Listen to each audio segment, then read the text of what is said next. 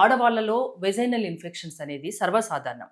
ఏ antibiotics వాడమో, antifungals వాడుతుంటారు, antifungals vaginal washes వాడుతూ ఉంటారు. తిరిగి మళ్ళీ అదే వస్తూ ప్రాబ్లం ఉంటుంది. రిపీట్ అవుతూ వస్తూ ఉంటుంది. అంటే ఇంకా అంతేనా, దానికి అంటే సొల్యూషన్ ఇక్కడ లేదా? కొన్ని ఫ్యాక్టర్స్ చూడాలి మేడం. యాక్చువల్గా వెజనల్ ఇన్ఫెక్షన్స్ రావడానికి మేజర్ రీజన్స్ మనం చూసినట్లయితే ఒకవేళ డయాబెటీస్ ఉండడము, హైజీన్ ఫ్యాక్టర్స్ ఫాలో అవ్వకపోవడము, మేల్ సెక్షువల్ పార్ట్నర్ వల్ల కావచ్చు, స్ట్రెస్ వల్ల కావచ్చు, హార్మోనల్ చేంజెస్ వల్ల కావచ్చు, వీటి వల్ల వెజనల్ ఇన్ఫెక్షన్స్ వస్తుంటాయి. స్ట్రెస్ వల్ల కూడానా? స్ట్రెస్ వల్ల కూడా వెజనల్ ఇన్ఫెక్షన్ వస్తుంది. So for any reason vaginal infection వచ్చింది అని అనుకుందాం. వచ్చినప్పుడు ట్రీట్మెంట్ తీసుకుంటారు. ఆ ట్రీట్మెంట్లో ఏంటంటే antibiotics, antifungals, vaginal washes as a course వాడతారు ఫస్ట్ లైన్ ట్రీట్మెంట్ గా.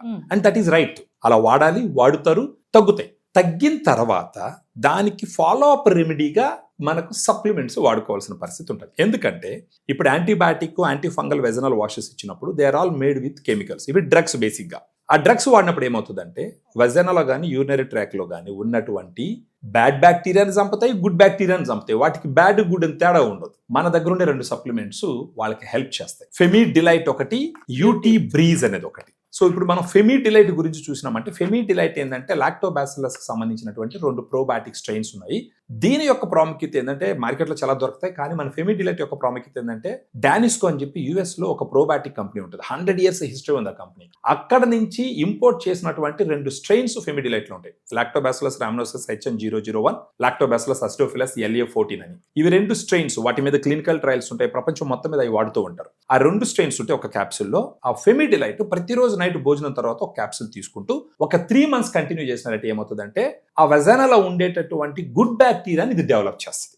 ఆ గుడ్ బ్యాక్టీరియాని డెవలప్ చేసిందంటే ఆటోమేటిక్గా ఈ గుడ్ బ్యాక్టీరియా బ్యాడ్ బ్యాక్టీరియాని కంట్రోల్లో పెడుతుంది. అప్పుడు ఎలాంటి ఇరిటేషన్ రావడం కానీ, మంట రావడం కానీ, యూరిన్కి వెళ్ళినప్పుడు వైట్ డిశ్చార్జ్ ఉండడము, ఫౌల్ స్మెల్ ఉండడం, ఇవన్నీ తగ్గుతాయి. యూటీ బ్రీజ్ ఏం చేస్తుంది అంటే యూటీ బ్రీజ్ లో డిమానోజ్, క్రాన్బెరీ ఎక్స్ట్రాక్ట్ అని 2 ఉంటాయి న్యాచురల్ సప్లిమెంట్స్. ఇవి 2 ఏం చేస్తాయి అంటే యూరినరీ ట్రాక్ లో ప్రిడామినెంట్ పాథోజెనిక్ బ్యాక్టీరియా వచ్చి ఎస్చరిషియా కొలై అంటాం, ఈ కొలై అంటాం మనం. ఆ ఈ కొలై బ్యాక్టీరియాకి ఈ డిమానోజ్, క్రాన్బెరీ ఎక్స్ట్రాక్ట్ పోయి కూర్చుంటాయి అనమాట. అంటే ఏదైనా బ్యాక్టీరియా యూరినరీ ట్రాక్ గోడ మీద కూర్చుంటేనే ఆ నంబర్ ఆఫ్ బ్యాక్టీరియా పెరుగుతాయి, ఇన్ఫెక్షన్ పెరుగుతుంది. ఈ డిమానోజ్, ఈ క్రాన్బెరీ ఎక్స్ట్రాక్ట్ ఏం చేస్తాయంటే ఈ బ్యాక్టీరియాని దాని మీద కూర్చొనికుంటే ఇది పోయి అడ్డుపడుతుంది. అప్పుడు యూరిన్ లో ఈ బ్యాక్టీరియాని బయట తోయడం జరుగుతుంది అనమాట.